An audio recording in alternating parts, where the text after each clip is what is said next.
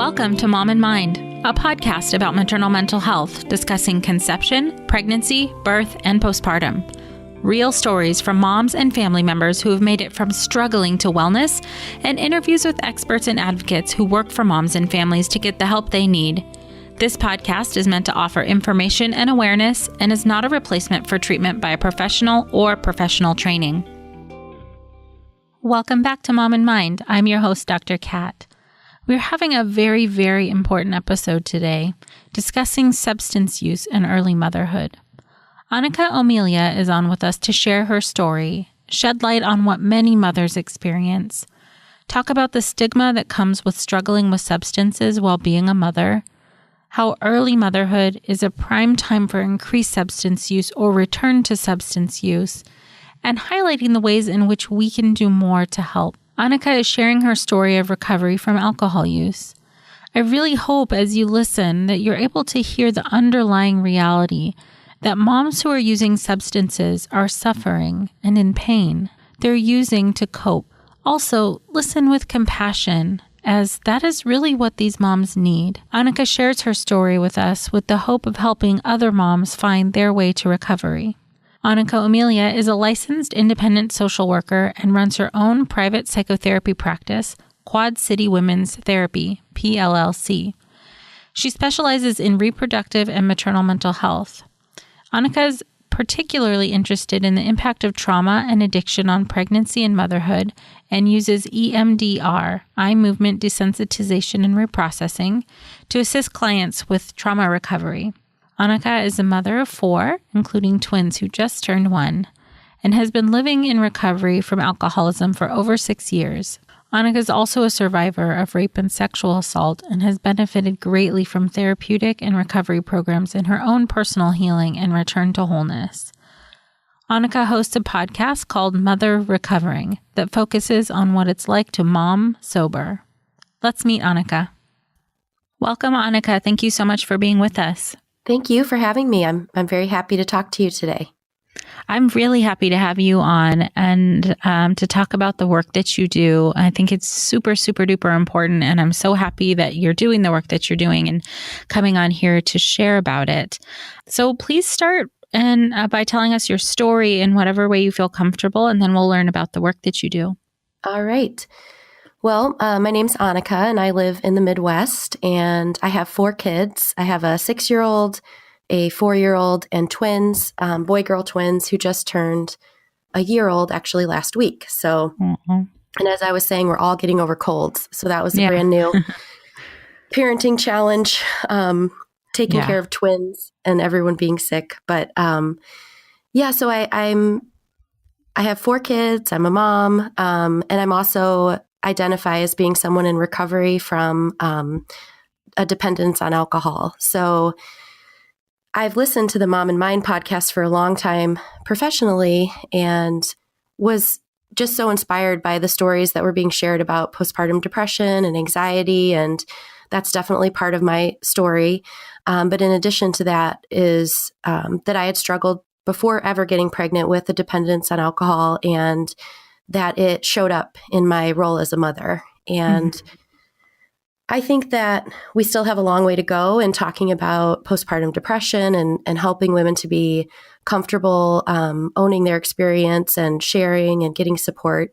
And I think we probably even have further to go in the area of alcohol and drug abuse. For moms, it can be really scary to disclose that they're struggling with those things. And a little more challenging maybe to get help or to be identified by medical professionals as needing some support in that way. So I became a mom in the spring of 2011, and I had my daughter, and she was a planned pregnancy. My husband and I had been married, I think, for 7 or 8 years, maybe 7 years at the time we got pregnant with her. And I so looked forward to being a mom and bringing home my baby, and had a pretty easy pregnancy. Her birth was challenging. I just had so many expectations, I think, of what it would be like. And I did hypnobirthing and really wanted a natural delivery. And that didn't end up happening for me. And so that was kind of my first introduction into like, oh, everything is not going to go exactly how you want it to in being a mother. And brought her home from the hospital. And I just remember in those first weeks feeling just overwhelming joy and so in love with her, but overwhelmed, I think, with my role as a mom. And my story includes a lot of anxiety. So after she was born, I became preoccupied with the thought that something was wrong with her, that if she went to sleep, she wouldn't wake up, that she would basically pass away in her sleep, or she'd be having a problem and I wouldn't be able to respond to her. And that would be even if I had the monitor like right next to my head and she was in the same room with me, I would think something bad is going to happen. And it also looked like being worried about my own health and feeling like something really bad was going to happen to me, that I was going to die and not watch her grow up. And, I'd have this anxiety would play out, like imagining her going to my funeral with my husband and like, how would he dress her? And, just kind of some out of control anxiety. And, and so I feel like having her, the experience was kind of like floating out into space, and that little rope that you get to hold on to keep you attached to the mothership. Right. I was like reaching for it, but I couldn't grab it. It just, I loved her so much that it was overwhelming. Yeah. And in my history, before becoming a mother, I had always had a tendency with my anxiety to use alcohol to self-medicate, I think. So kind of going back in time, I, grew up in a family where people worked really hard and then they relaxed with drinks. And I had a very lovely upbringing. I was, I played sports. I got really good grades. I gave like the speech at graduation in high school, went on to a really good college, and was an achiever. Like I was always high achieving and worried a lot and was very conscientious. And in high school, I started drinking, like binge drinking on the weekends. And I had two older brothers who went to college, and alcohol, it was kind of a part of their experience and fun. And I went off to college kind of like, I'm going to do whatever I want. I'm going to accomplish whatever I want. I'm going to drink however I want. Just like I saw my brothers go off to school and do. And it just wasn't the same for me, I don't think, as a young woman to be heavily binge drinking like all the time. And I know that's a common experience for lots of college age people. But I drank a lot. And by the time I graduated from college, I would say I already had a problematic relationship with alcohol. And as my friends kind of grew up and stopped some of that binging behavior and regular drinking, I just kept kind of right on the same trajectory. So in my early 20s, I tried very hard to moderate my drinking. Like, I'm only going to drink beer. I'm only going to drink wine. I'm only going to drink on these days. I'm going to drink only if I'm in a good mood. And it never worked for me. And I got to a place by the time I was 25, where I needed some outside support to stop drinking. And I did. For 2 years, I did not drink at all. So I was sober from about 25 to 27. And my life got really, really good. And I felt happy and pretty fulfilled. And around the age of 27, I thought, well, I was younger when I was having those problems, and maybe it was really just anxiety or depression. And now that I'm older, I could probably just handle life better. And maybe I'm not really an alcoholic, or I don't really have a drinking problem.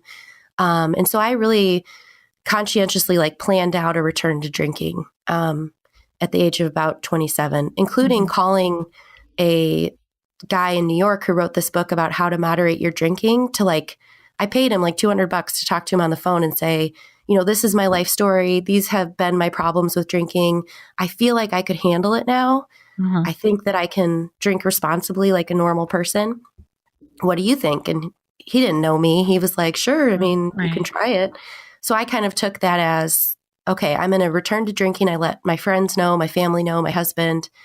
And I did. I drank again from about 27 to age 29. And it never got quite as out of control externally as when I was younger.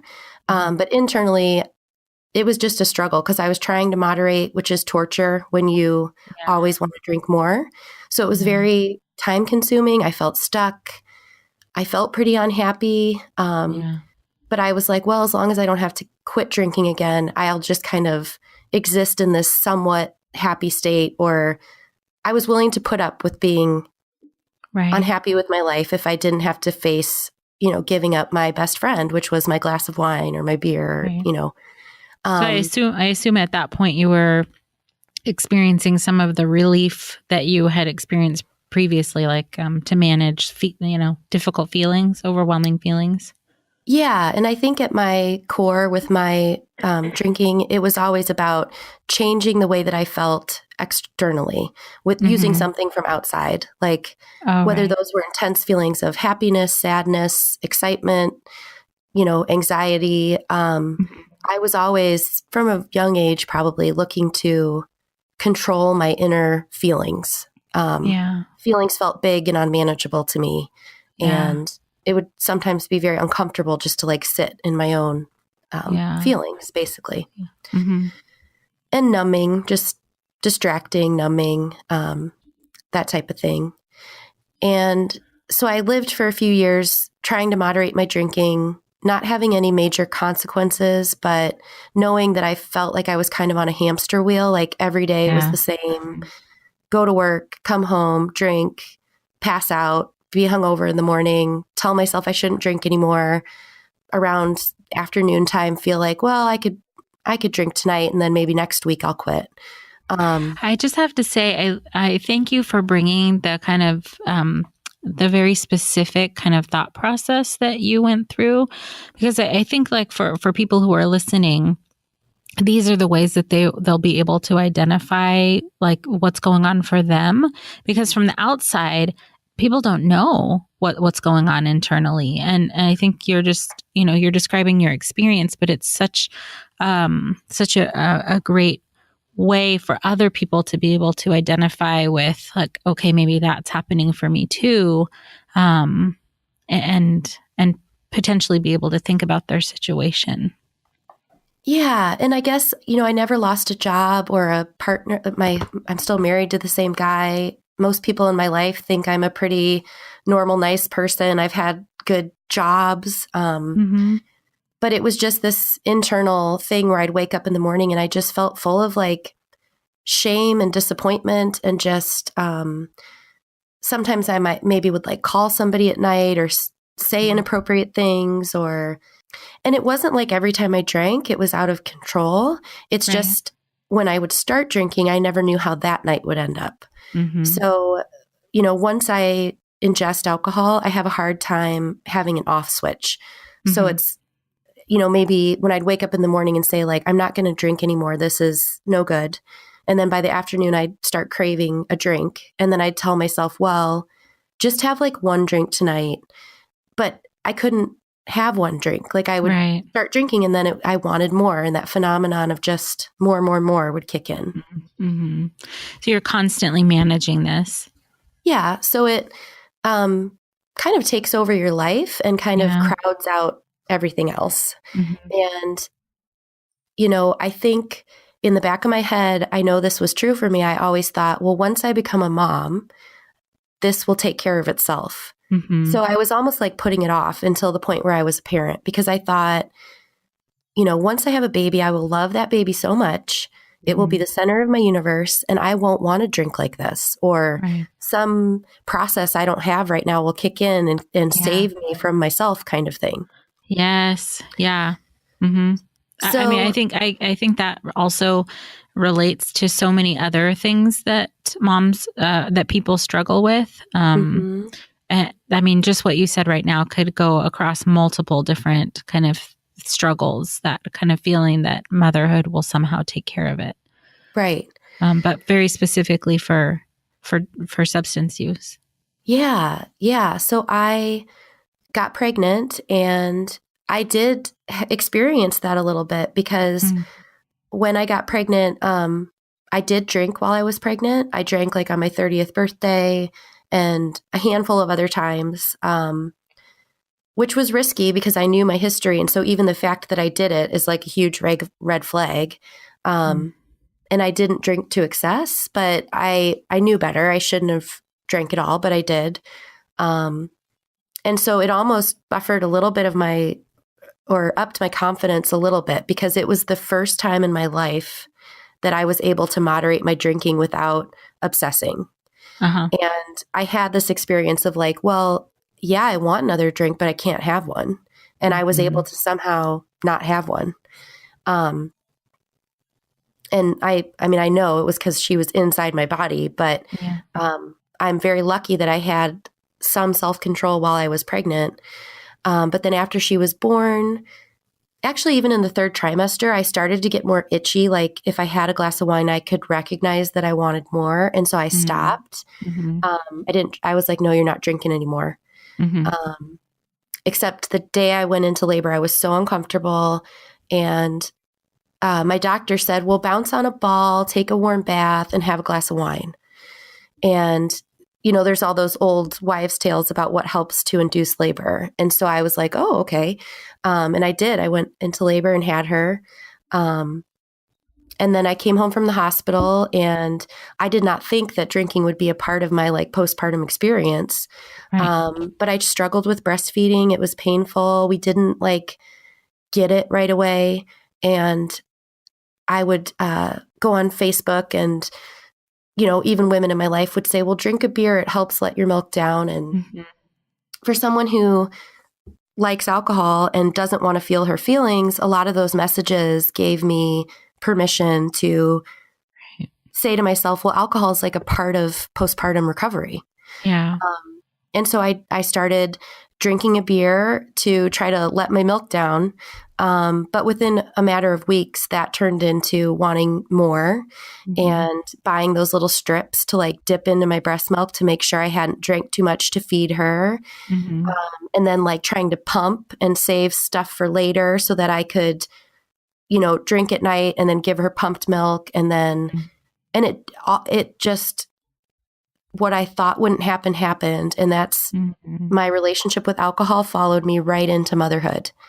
And it became this, this thing that I used to cope with a lot of the anxiety. But it also then snowballed my anxiety because I'm a much more anxious person when I'm drinking. And it's amazing how less anxious I am when I'm not. So I would have these worries about her going to sleep. And it would be very unbearable. And I felt like I couldn't sleep. I was having all kinds of sleep problems. So then I'd think, well, I need to drink a little bit to help myself sleep. But then I would wake up in the early hours of the morning, like 3 o'clock. I think probably when the alcohol would wear off, and I wouldn't be able to go back to bed. And I would Google like things that might be wrong with her or things that might be wrong with me. And for the first time in my life, I wasn't working, and the days just stretched on, and I had all this time I'd never had before. And all these feelings, and you know, drinking just became the thing that I did. And it created this like wax paper between us. Like I loved her so much and I wanted to be close to her, but I also wanted her to go to sleep so I could drink the way I wanted to drink. And you know, it probably dehydrated me, and my breastfeeding was off, and I was so disappointed in myself for not being able to breastfeed. And and I'm a therapist, and so I not only did I have years of training in mental health and what does it look like when you're having anxiety after you have a baby, I also know a lot about addiction and the fact that my own history with addiction. But in the middle of this, I didn't put it together. Like I was not very self-aware. And it really skyrocketed or got really intense when I had to go back to work. So I'd had to cut back my drinking significantly to go back to work and be able to be working, taking care of a baby, and drinking. Those 3 things together became incredibly unmanageable. And I had these fears about my health, and I was going to work in the morning and shaking at my computer. Like I was having some physical dependence and withdrawal. I was foggy headed. I felt like I was twitchy. And so rather than acknowledge my significant drinking problem, I convinced myself that I had like a disease. And I thought from my Googling, it was probably multiple sclerosis. And my dad is a physician, and I called him one day, like in a panic outside of my house. And I'd left my daughter with a sitter to go to work. And I just said, there's something really, really wrong with me. But I wasn't quite ready to admit that that was drinking. So I had an MRI. At any point in this time, were there thoughts like that would pop in for you that like this is related to too much drinking? Was there like some awareness somewhere in the background, or was it just not there at all? There was some awareness, especially around the breastfeeding and the drinking and feeling like it was interfering with my breastfeeding. And I would go on kellymom.com or Facebook support groups and say, you know, is it okay to drink and breastfeed? Or is it, you know, I would put questions into these like social media things. And the response I'd get back would be very affirming of my drinking. Oh, interesting. And I'd also just see that it was like, it seemed like a lot of women drank with children. I mean, I think on social media, there'll be someone drinking out of a wine glass as big as their head in like your mommy group or, you know, it's just so I don't feel like I thought it was that abnormal. And I think I was in a whole lot of denial. I mean, and I'm thinking just in terms of, you know, when just very specifically for postpartum moms who are dealing with depression or anxiety, there's already this kind of feeling like something's not quite right, but then you're kind of going back and forth with like, maybe it's depression but you don't want it to be that kind of feeling. And then to layer on top of that, like maybe it's alcohol too, but you don't want it to be. I'm just imagining kind of like the level of on some level, like you were saying, you felt like you might have been in denial, but there was these little things popping in that were kind of clues as to what was really going on, that you kind of had a double whammy, both dealing with the anxiety and with the alcohol. Yeah. I mean, I think the anxiety was probably primary, just the experience of being a mother, and anxiety was part of my history, just the intensity of feeling. And not wanting to feel even the good stuff, you know, even good feelings can be overwhelming. Sure. And then the alcohol it's like if the house was on fire, drinking was pouring gasoline on top of it to try to solve the problem. So it just exacerbated all the symptoms I was having and kind of became the primary problem. Right. So I kind of interrupted you. You were talking about the next step in your process of getting an MRI.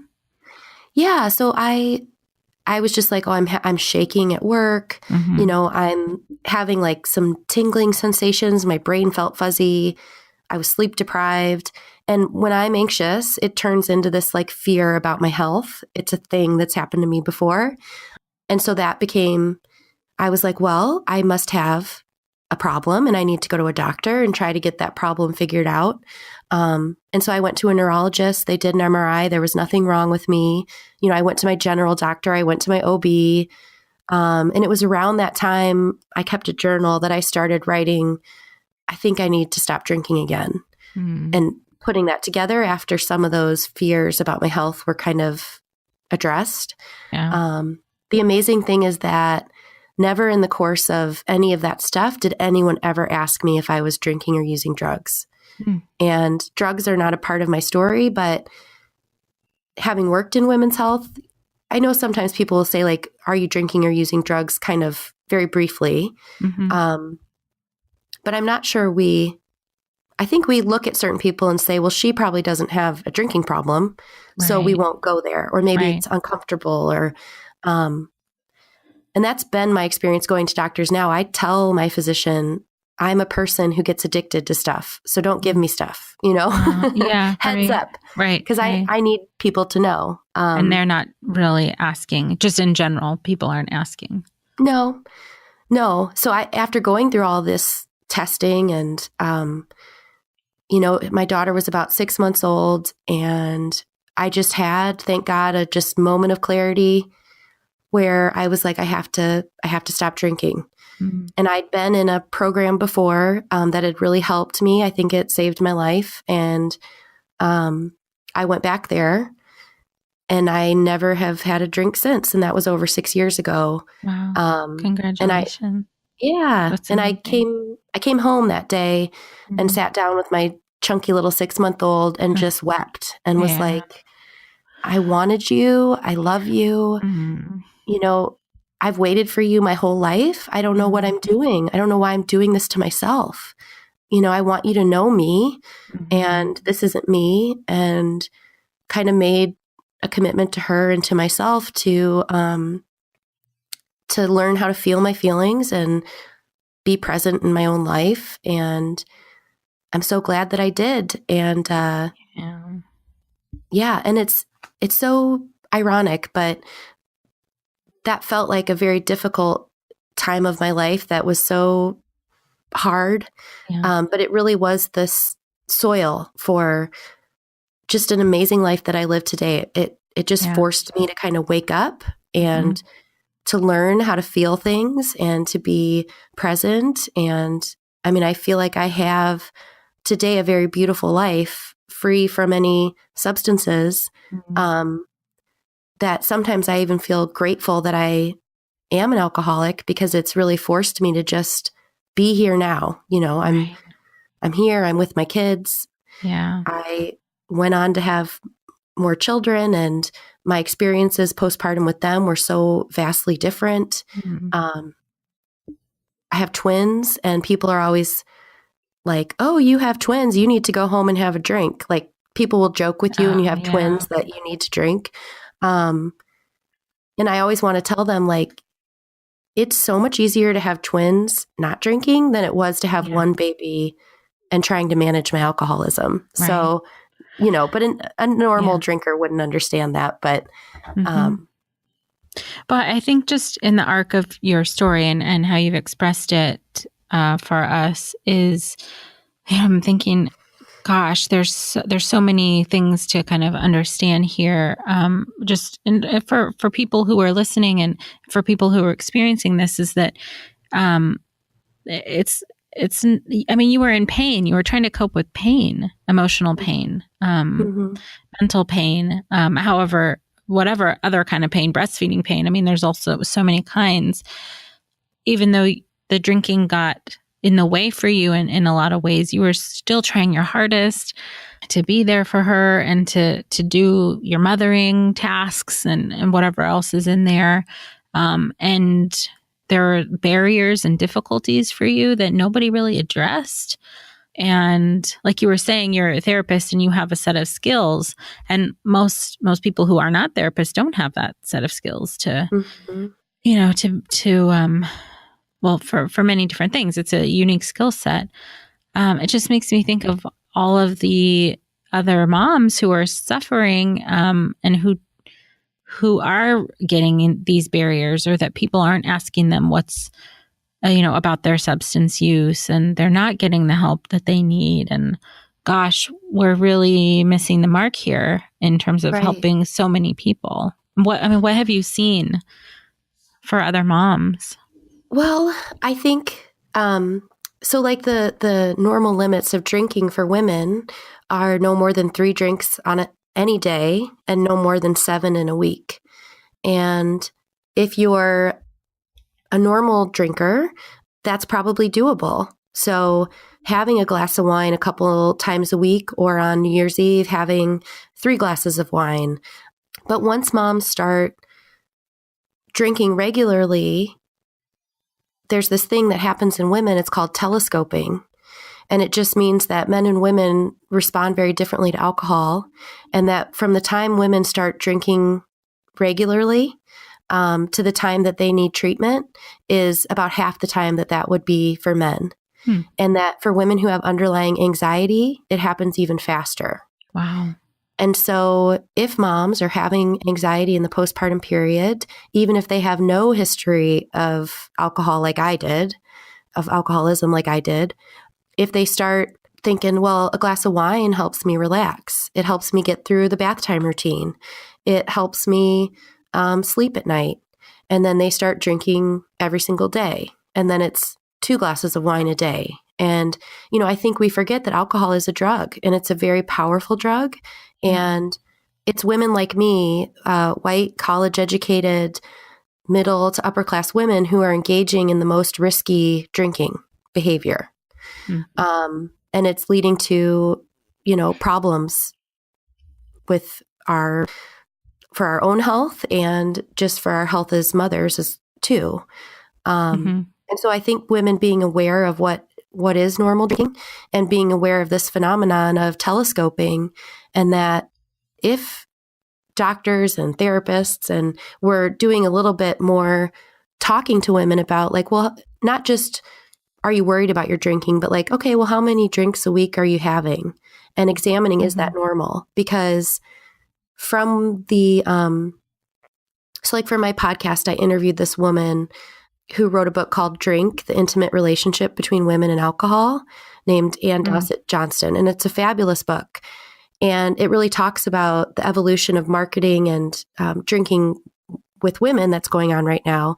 And just that all the messages we get are that you need alcohol to get through this thing called motherhood. And wow, it's everywhere. It's everywhere. Yeah, you're right. I see it everywhere. So if that's the message you get, and you're someone like me who has a track record of that, but even if you're not, and you start thinking well, everyone in my Facebook feed seems to drink to cope with parenting, and then you start doing it, it's hard, because once it gets you, then it doesn't feel like a choice anymore.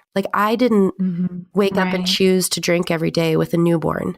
Quite the opposite. Right. I felt like I woke up every day and chose not to drink, and then I'd be drinking anyway. And part of my story is I would black out with a newborn. Luckily, my husband was around, but I did have, at the end, before I quit, I had mornings when I would wake up and be like, who put her in bed? Did she have things in her crib with her? Did I change her diaper before she went to bed? And as I've talked to women about this, that's not an abnormal experience for moms who drink to be in charge of caring for their children and to pass out and have no recollection of the evenings. And when you talk to moms, nobody's asking them about that. Right. No one's talking to them in the course of their healthcare to check up on that. And I think the stigma, Anne talks about in her book, she went out and asked all these moms, would you rather tell someone that you had postpartum depression or tell them that you were an active alcoholic? And nobody said they would disclose that they were drinking with their children, because the stigma around addiction and motherhood is horrible, because people think you're choosing it. Well, if you just loved your child more, you just stop doing that. But the thing about the disease of addiction is, once you're at a certain place, you don't feel like you have a choice anymore. It's like this train. Jovita Bydlowska writes a book called Drunk Mom, which is great. And she talks about her addiction postpartum being like a train. And sometimes the train is just moving so fast, the train of addiction, that you're just hoping it'll slow down enough so that you can get off. But that some people never get that chance. And I think we always think, oh, you have to lose your house or lose your car or hurt your kid, or you have to hit a terrible bottom before you can get sober. And the truth is, we just need a moment of clarity where we see clearly, I feel so lucky to have had, that this is going to do irreparable damage to me as a human being and to my relationship with my child if I don't stop. And so I had that moment, and I feel so fortunate that I had something in the past that worked for me, and I knew how to go right there and get help. And I used a 12-step program. And that's not for everybody, but I think because I had gotten sober before, in the postpartum period, my recovery happened a lot quicker. Because after I had my baby and I couldn't control my drinking, for me, it was oh, I know for sure I'm an alcoholic. Whereas I used to think, once I'm a mom, I won't be. But it was nope, this is who I am. And no amount of understanding myself will help me. So some really clear, I mean, just in terms of what you've been describing, there's some really clear things that we all need to be doing better, which is, reaching, specifically, I'm talking about healthcare providers or support, healthcare support folks, is really asking more specific questions about a mom and their drinking habits, not just are you drinking, but kind of how much, how often, and also in really non-judgy ways. Right. And ways that, like, I'm assuming if you had somebody who asked you in a really compassionate way, like, hey, do you feel like you're struggling? And, how much are you drinking? As opposed to like, oh, well, are you drinking? And, automatically anyone's going to, I assume, shut down and become defensive. What are the things that we need to be doing better other than asking, that question specifically? Yeah, I mean, I think acknowledging how difficult it is to be a mother, acknowledging that it's overwhelming and it can be stressful and it can feel like you need to really tapping into, do women feel like they need to escape or numb out or distract? So, because I think that's a big part of what drives it. And then just talking to them about, when you feel that way, what are you doing? And, well, I like my wine, or whatever that might be, but then helping women to understand that alcohol is a drug and it's a depressant and it increases anxiety. And so, like you said, non-judgmentally helping them figure out if that is adding value to their lives and catching them before it's, they're like me. So maybe if they're just like, yeah, in the last couple months, I've noticed that I'm drinking every day now, or that my one glass of wine has turned into two, or when I go out on the weekends, I binge drink. So just non-judgmentally, from a harm reduction standpoint, providing education and trying to help them make mindful choices about their drinking.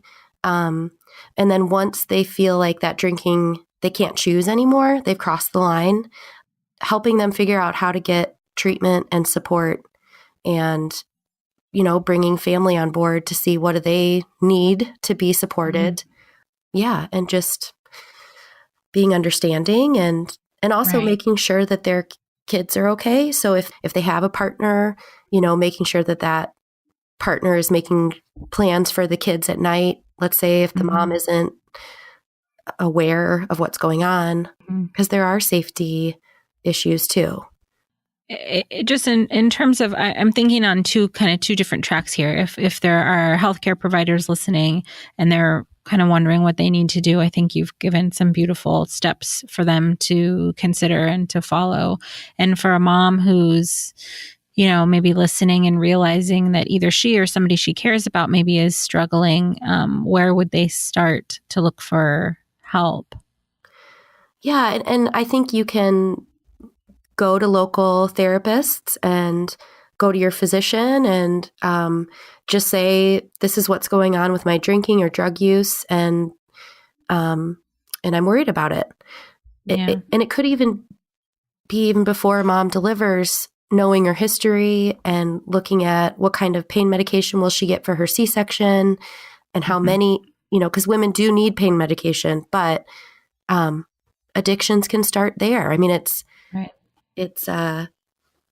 so I guess for a mom who's wondering for herself, there are some really great, like I have a podcast called Mother Recovering. There's a podcast called The Bubble Hour. There are some Facebook groups for people who are questioning their relationship with alcohol. There are great memoirs like Drunk Mom, or there's one, I'm blanking on the name, Drink, A Love Affair. I think that's what it's called. There are really good books, and they call it Quit Lit, like quitting literature. So I think for lots of women, it's starting to check out, because I've been there before. It's a terrifying place to be when you can no longer imagine your life with the substance that you use or with alcohol, but you cannot imagine what it looks like without it either. Because for many of us, that substance or alcohol is our best friend. Like it's there for us all the time. It's the thing, it becomes a relationship. And so thinking about moving forward without it feels undoable. Yeah. But the irony is, or the wonderful part is that once you get past the quitting part and into the living part, it's like my life is so amazingly beautiful compared to what it was when I drank. Right. It's like you just got to get there. Yeah. I mean, that's such a hopeful thought and hopeful message that I'm assuming that a lot of moms who have found their way to recovery and healing feel the same. Yeah. And another great resource is She Recovers, which is a community of women all recovering from different things. It could be disordered eating. It could be drugs and alcohol. It could be codependency. But the movement to like be present in life and not run away from your feelings and not is growing. And it's a really awesome way to live. And what I just find amazing is that when I'm not drinking, my anxiety and depression, like you couldn't diagnose me with those things. But when I am, I'd probably meet clinical definition for both conditions. Right. And so, and you mentioned your podcast, and I want to make sure that I'm going to have all the links to your information and your podcast up in our show notes so that people can find them. And can you tell us a little bit about what your podcast focuses on and what you do there? Yeah, so it's Mother Recovering. And actually, you are in many ways the inspiration for it because I listened to Mom in Mind and, talking about women's mental health. And I heard my story and some of the anxiety pieces of it. But I was craving stories of moms who struggled with addiction postpartum. And so because of that, I went out searching for podcasts and resources specifically for moms like me. And I couldn't really find anything. And you were nice enough I called you up and out of the blue, and you were nice enough to give me some information about starting a podcast. And so I impulsively did that. And kind of modeling. I'm so glad you did. Yeah. Well, and kind of modeling after you, which is talking to real moms about their experiences and trying to get authors and experts on to just talk about it really with the goal of smashing the stigma. Because if we don't feel, I shouldn't have to feel ashamed of, I believe it's a disease. Everyone has their own interpretation. And on the podcast, it's not like this is the way you have to feel about it. But for me, it was to a place where clearly I would not choose these things. Right. It felt very much like it was happening to me. And a part of what kept me sick was not wanting to acknowledge that I was having that problem because there's so much stigma around it. And so part of at first I didn't tell people, and at work I would not have told anyone I was an alcoholic but I think part of my recovery too has been like, I want to talk about it because it's really the best part of my life. I mean, every good thing and interaction and accomplishment and everything I have now, I feel like is on this foundation of good recovery from alcohol, which for me includes emotional recovery. It's a huge part of it. Just sitting with my feelings. And if I feel like at the end of the day, I need to run away from my house, I need to figure out like what's going on there. And what do I need to make more balanced? Or maybe I'm pushing myself too hard. Maybe my expectations of myself are super high, or of my kids, so it's been a lot about figuring out how to regulate my own emotions while I'm in charge of helping all these little people regulate their emotions. I mean, it can be very overwhelming. Absolutely. Yeah. Yeah. So the podcast is a lot about that, like talking to moms about being sober and no person I've ever talked to regrets getting sober. Right. Most people just regret, which I am very forgiving of myself. I'm like, I can't change what happened. I can only move forward. But most people just wish, oh, I would have done that sooner. Right. Yeah. Right. Oh, I'm so grateful to you for sharing your story and for being a light for other moms who are suffering and starting your podcast. I mean, this is just so necessary and essential. And I just love that, you went looking for the resource. It wasn't there. So you made one. That's how we lift each other up. And you're doing beautiful work to do that for so many moms are going to be supported by your work. Thank you for doing it. Thank you for letting me share. Absolutely.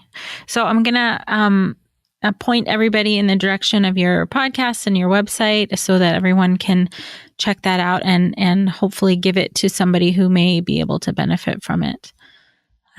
Thank you so much again, Annika, for sharing your story. Oh, thank you so much. I've loved talking to you. Thank you again, Annika. Please, everyone who's listening, share this episode with someone else who could benefit from this. It could be a friend, a healthcare provider, anybody who you think might find this resource helpful. I think it's so important that we're having a deeper conversation about these issues, really asking moms how they're really doing, how they're coping with the transition to motherhood. It can be really hard for somebody to come out and say how much they're really suffering. But if they know that there's somebody who's compassionate and understanding and willing to be supportive, they're more likely to be able to themselves realize what's going on and more likely to reach out for the help that they need. So let's get the help to the people who really need it. Here are some links to Annika's podcast and social media. The podcast is at motherrecovering.com. You can also connect with her on Twitter at mommingsober and on Facebook at motherrecovering. Her private practice website is qcwomenstherapy.com. For all episodes of Mom and Mind, go to www.momandmind.com. Thanks for listening. Best to you all, and until next time. Thank you for joining us today. If you or someone you know is having a hard time, help is available. Please look for resources for help at momandmind.com. Also, please subscribe and share this podcast. Together, we can support moms and families so that no one has to deal with this alone. Thank you for being a part of the Mom and Mind community.